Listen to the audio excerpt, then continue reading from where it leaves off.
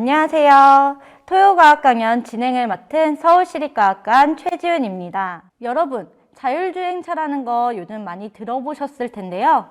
운전자가 차량을 조작하지 않고 스스로 주행하는 자동차를 말합니다.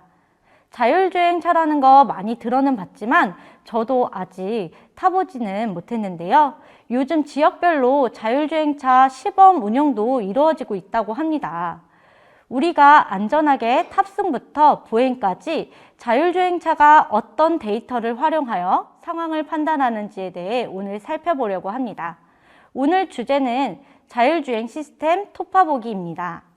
오늘 강연해 주실 정소영 박사님은 차세대 융합기술연구원에서 근무 중이시며 최근 연구로는 자율주행 시스템의 수학적 모델링, 자율주행 데이터 분석을 연구하고 계십니다. 그럼 큰 박수로 정소영 박사님을 모셔볼까요? 박사님 안녕하세요. 네, 안녕하세요. 네, 오늘 자율주행 시스템 토파보기. 토파보기가 무슨 뜻이에요? 토파보기는 어떤 것을 자세히 살펴보다라는 순 우리말입니다. 네. 순 우리말이었군요. 너무 생소한 단어여가지고. 그럼 오늘 자율주행 시스템을 A부터 Z까지 샅샅이 한번 토파보는 건가요? 네, 토파봐야죠. 그러면 본 강연 시작하도록 하겠습니다. 네, 안녕하세요. 저는 차세대 융합기술연구원 경기도 자율주행센터에서 선임연구원으로 근무 중인 정소영입니다. 제가 오늘 말씀드릴 주제는 자율주행 시스템 토파보기인데요. 한번 같이 토파보시지요. 저 버스는 저희 경기도 자율주행센터에서 자체 개발해서 현재 경기도 성남시 판교 지역에서 운영 중인 자율주행차입니다. 제로 셔틀이고요. 이름은 국내 최초의 일반 도로에서 정기적으로 운행하는 자율주행차입니다. 경기도 사람이 뿐만 아니라 일반 국민들도 탑승이 되는데요. 현재는 코로나 상황 때문에 일반인 탑승은 현재 정지되어 있는 상황이고 나중에 이제 코로나 괜찮아지면은 다시 탑승을 재개할 생각입니다. 네, 꼭 한번 타러 가보고 싶습니다. 네, 이것은 이제 저희가 앞에 말씀드렸던 저희 자율주행차 제로 셔틀이고요. 보시다시피 자율주행차가 움직이기 위해서는 정말 많은 센서들이 필요합니다. 그래서 오늘 이 시스템에 대해서 좀 설명을 드리고, 그리고 이런 자율주행차가 혼자 높이기 위해서는 이런 도로의 IoT들을 이용해서 더 많은 정보를 주면 자율주행을 할 때 훨씬 더 안전하게 운행을 할 수가 있습니다. 그래서 이런 전체적인 오늘 시스템에 대해서 설명을 드리려고 합니다. 먼저 자율주행 시스템 아키텍처를 한번 보시겠습니다. 이런 자율주행 시스템 아키텍처는 여러 가지 이제 세부 시스템으로 나눠져 있는데요. 먼저 첫 번째가 자율주행을 할 수 있는 센싱, 그 다음에 인지, 의사결정을 할 수 있는 첫 번째 파트. 운행할 때 좀 더 안전을 센싱 부분에 보시면 GPS, IMU나 라이다, 카메라 등의 센서를 이용해서 이러한 것들을 인지를 할 수가 있습니다. 여기서 데이터를 수집해서 위치나 아니면 개체를 인지하거나 아니면 이 개체를 추적하는 데 인지 알고리즘을 사용할 수 있고, 그리고 이러한 인지 정보를 바탕으로 자율주행차가 의사결정할 수 있도록 경로 계획이나 아니면 동작을 예측한다든지 아니면 장애물을 회피하는 그런 의사결정을 사용하게 됩니다.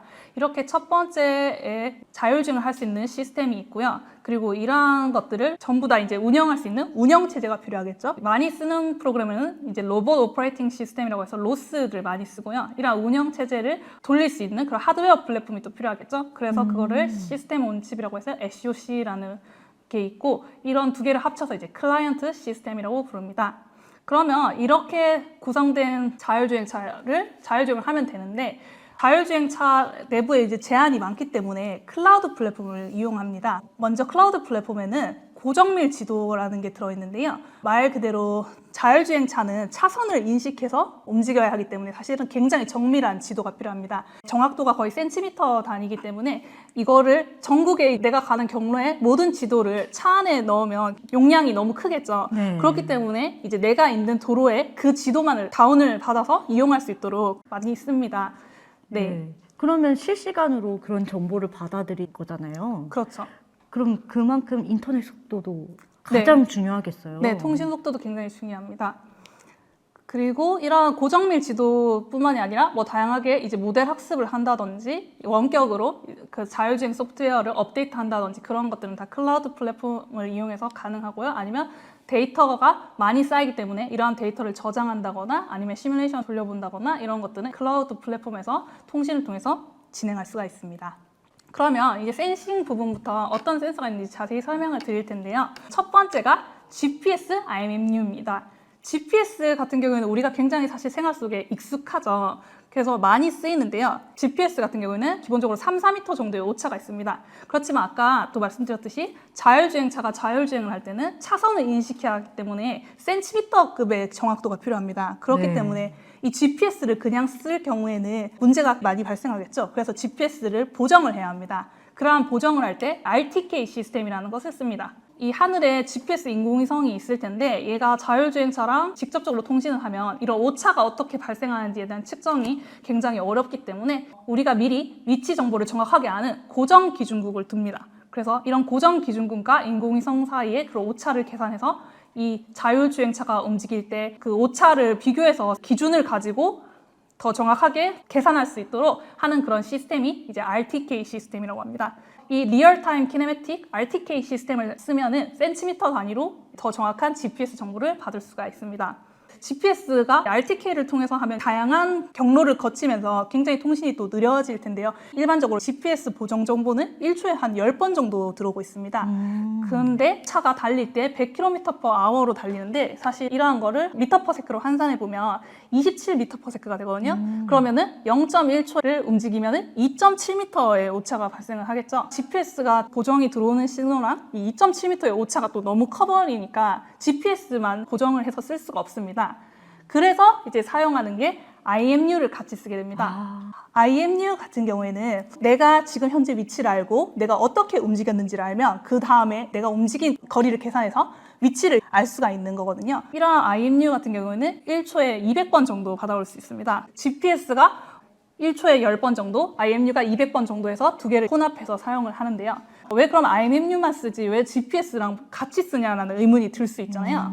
그런데 IMU 같은 경우에는 과학 시간에 많이 배우실 텐데 시간과 속도를 알 때 거리를 계산하는 거는 수치 적분, 컴퓨터로 계산하다 보니까 수치 적분으로 돼서 이게 시간이 지날수록 오차가 누적되는 현상이 네, 발생합니다. 그렇겠어요. 네, 그렇기 때문에 이 IMU는 쓰면서 더 정확한 GPS로 계속 보정을 해주면서 서로 혼합을 해서 많이 씁니다. 자율주행차가 자기 위치 인식을 위해서 이런 GPS IMU를 쓰고 그림에서 이런 GPS 정보가 있을 때 이 RTK로 측정을 하고 이거 두 개를 동시에 고려를 해서 자기의 위치가 어느 정도인지 확률적으로 계산하고 이러한 것들은 칼만 필터라든지 그런 것들을 많이 씁니다.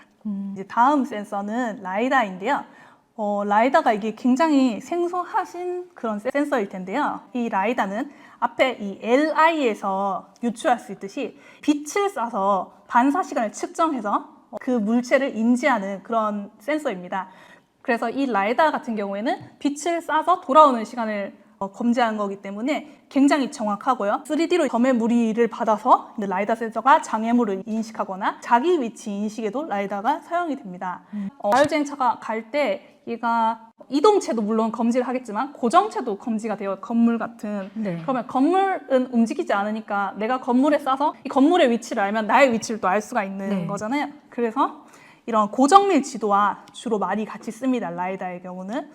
근데 이 라이다가 굉장히 좋은 점이 카메라와 다르게 프라이버시 보호가 굉장히 되기 때문에 사실은 스마트 시티에서 그냥 길에 설치를 해도 사실 반발이 굉장히 적어서 향후에 더 많이 사용될 수 있는 그런 센서입니다. 이것은 너무나 빠질 수 없는 센서죠. 네, 그래서 최근에 이제 딥러닝 인지 기술이 많이 발전이 되면서 카메라를 통해서 자율주행할 수가 있습니다.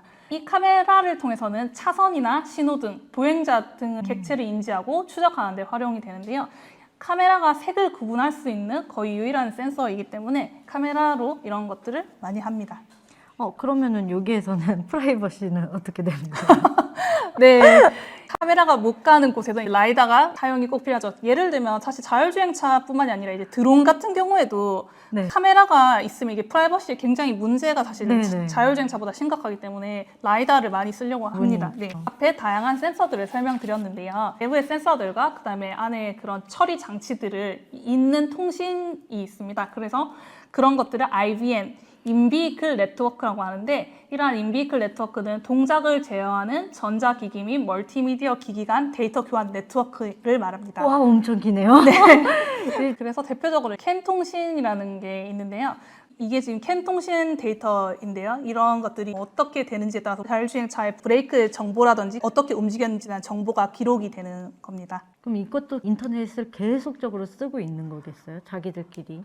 여기는 사실 인터넷 통신이라기보다는 캔 통신이라는 게 있어서 거기에 쓰게 되고 이런 차량에 인터넷을 연결한다는 건 사실 이게 보안적으로도 문제가 있기 때문에 꼭 이게 인터넷 통신이다라고는 볼 수 없고 차량의 내부 통신이다 보시면 되겠습니다. 네.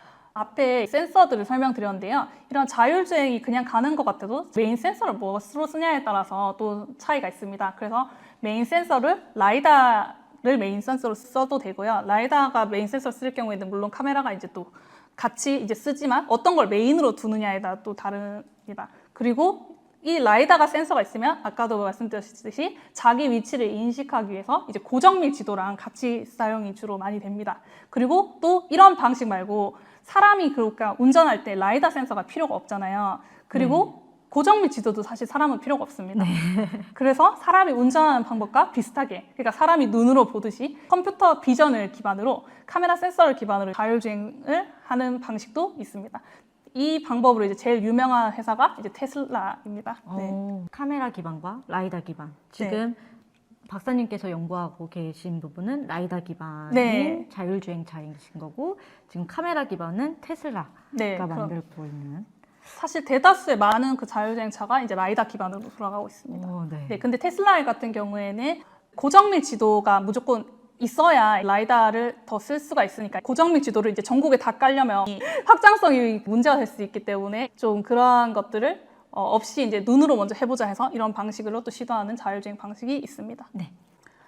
그래서 앞서 이제 다양한 센서들을 설명드렸는데요. 이러한 센서들을 처리하는 알고리즘이나 아니면 센서에서 수집된 데이터를 받아볼 수 있는 그런 많은 알고리즘과 데이터셋이 인터넷에 공개가 된 게 많거든요. 그래서 혹시 딥러닝이나 데이터 처리에 관심 있는 학생들은 이러한 사이트에 직접 방문해서 이걸 좀 살펴본다거나 그렇게 하면은 되게 좋은 시간이 될 것 같습니다. 데이터 알고리즘이나 뭐 코드 같이 그런 것들이 이제 올려져 있고 그리고 데이터 셋 같은 것도 있기 때문에 자율주행차를 뭐 미니카라든지 이런 식으로 만들어 보는 것도 좋을 것 같습니다. 살펴보면 이제 자율주행이 뭐 어떻게 돌아가는지나 그런 부분에서 많이 공부를 할 수 있고 배울 수 있는 사이트입니다.